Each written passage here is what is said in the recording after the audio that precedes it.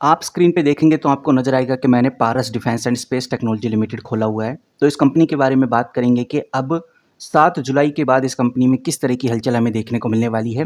हम बात करेंगे अपोलो माइक्रोसिस्टम में जो आज डाउनफॉल आया है, इसके पीछे का क्या रीज़न है। और सबसे बड़ी बात ये आप देख सकते हैं, मल्टीपल आर्टिकल्स में अपोलो माइक्रोसिस्टम को लेकर एक बड़ी अनाउंसमेंट हुई है। ये अनाउंसमेंट क्या है, इसके ऊपर चर्चा करेंगे। हम बात करेंगे HFCL को लेकर क्या बड़ी खबरें हैं। साथ में ये जो तीनों कंपनीज हैं, अब इन तीनों कंपनीज में किस तरह की हलचल, किस तरह की ग्रोथ अब आगे देखने को मिलने वाली है, आज इस वीडियो में हम ये सब कुछ डिस्कस करने वाले हैं। तो वन बाय वन करके समझते हैं। और सबसे पहले हम बात करेंगे अपोलो माइक्रोसिस्टम लिमिटेड की। अपोलो माइक्रोसिस्टम लिमिटेड आज के दिन लगभग 6% गिरता हुआ नजर आ रहा है। वैसे तो ओवरऑल डिफेंस सेक्टर में आपको डाउनफॉल ही आज देखने को मिला है, लेकिन अपोलो माइक्रोसिस्टम में एक और बड़ी खबर निकल के सामने आई है। यहाँ पर आप देखिए, मैंने CNBC TV 18 का आर्टिकल खोला हुआ है। इस आर्टिकल में आपको एक अपडेट देखने को मिलेगी अपोलो माइक्रोसिस्टम को लेकर कि अपोलो माइक्रोसिस्टम 3,322 करोड़ का फंड राइज करने जा रही है। कंपनी का जो बोर्ड मीटिंग है उसने अप्रूव किया है कि company 951 crore preferential equity shares dilute करेगी और लगभग 2,371 करोड़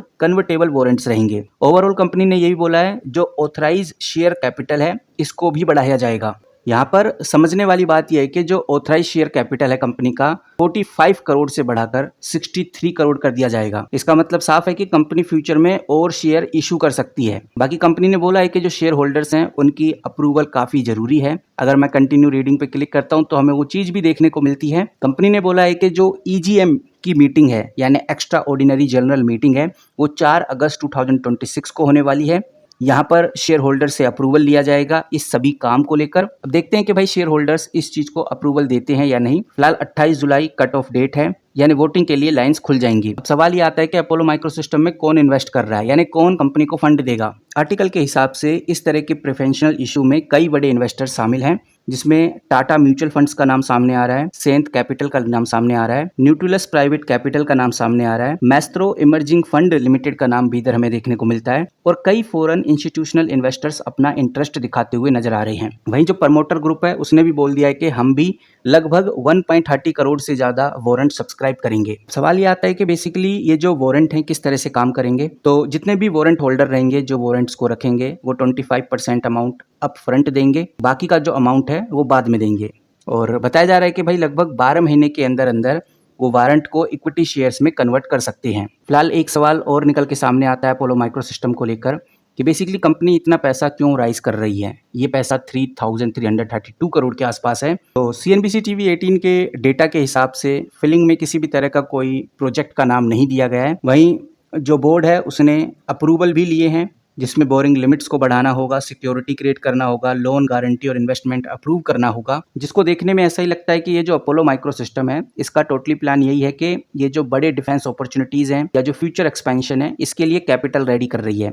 लेकिन ये जो अमाउंट है किस फैक्ट्री या किस डिफेंस प्रोजेक्ट में लगेगा इसकी डिटेल का ब्रेकअप अभी कंपनी ने पब्लिकली नहीं दिखाया है। अब सवाल ये आता है कि भाई अपोलो माइक्रोसिस्टम में ये खबर पॉजिटिव है या नेगेटिव। प्रमोटर के पॉइंट ऑफ व्यू से देखें तो एक पॉजिटिव बात यह है कि जो वारंट है वो प्रमोटर्स खुद ले रहे हैं,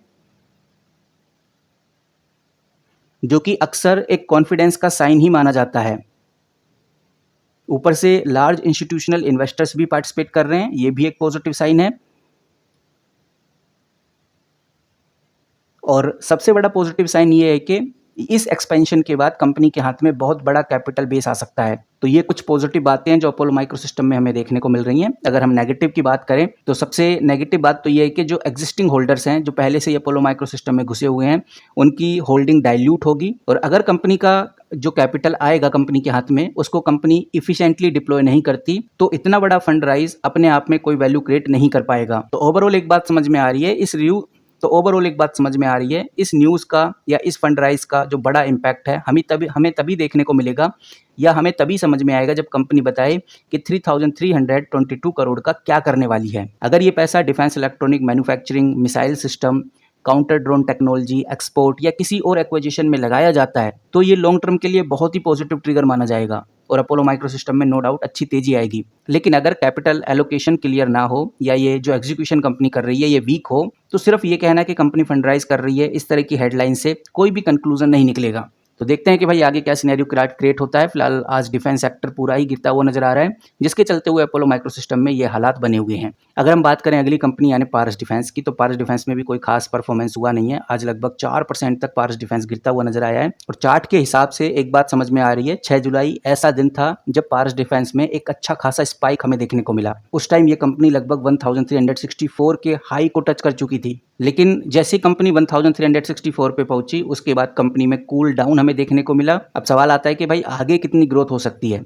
तो अगर करंट डिप के बाद, जो कि अभी चल रहा है, यहाँ पर आप देखिए अभी तक इस कंपनी का डिप लगभग 5% तक हो चुका है। करंट डिप के बाद कंपनी मूवमेंट तो पकड़ेगी, और अगर मूवमेंट पकड़ती है तो ये कंपनी 1364 से लेकर 1370 तक जा सकती है। और अगर ये कंपनी 1370 से ऊपर निकल गई या सस्टेन करी, तो आराम से कंपनी 52 वीक हाई को, जो कि 1443 है, इसको टेस्ट करेगी। और इस लेवल के ब्रेक होने पर जो टेक्निकली विंडो है वो ओपन हो जाएगी, जो प्राइस को नए लाइफ टाइम हाई यानी 1500 से लेकर 1550 की तरफ पुश कर सकती है।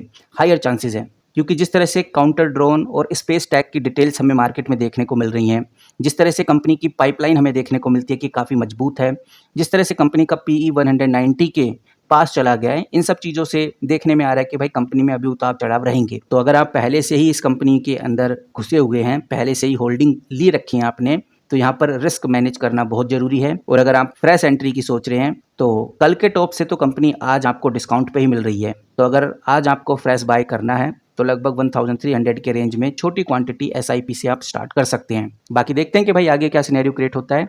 नाउ अगली कंपनी बात करें HFCL की, तो फिलहाल HFCL में भी आपको एक डाउनफॉल देखने को मिलेगा लगभग 2.20% का। और इस डिप के बाद HFCL दोबारा मोमेंटम में हमें देखने को मिलेगा, मोमेंटम पकड़ेगी कंपनी। तो अगर कंपनी मोमेंटम पकड़ती है, तो HFCL लगभग हम कह सकते हैं 225 तक जाने के चांसेस रखती है। 225 के बाद 228 तक कंपनी ग्रो कर सकती है। और मैं आपको ये बता दूं, कंपनी का 52 वीक हाई 228 ही है। तो कंपनी हायर चांसेस हैं कि कंपनी अगर 228 को सस्टेन करती है, तो अच्छी ग्रोथ आगे HFCL दिखाने वाली है। फिलहाल इस वीडियो में इतना ही। जैसे कोई बड़ी खबर, बड़ी न्यूज़ आएगी HFCL को लेकर, अपोलो माइक्रोसिस्टम को लेकर, या फिर पारस डिफेंस को लेकर, तो सबसे पहले आपके साथ शेयर करूंगा। मिलते हैं किसी नई वीडियो के साथ, तब तक के लिए take care and good bye.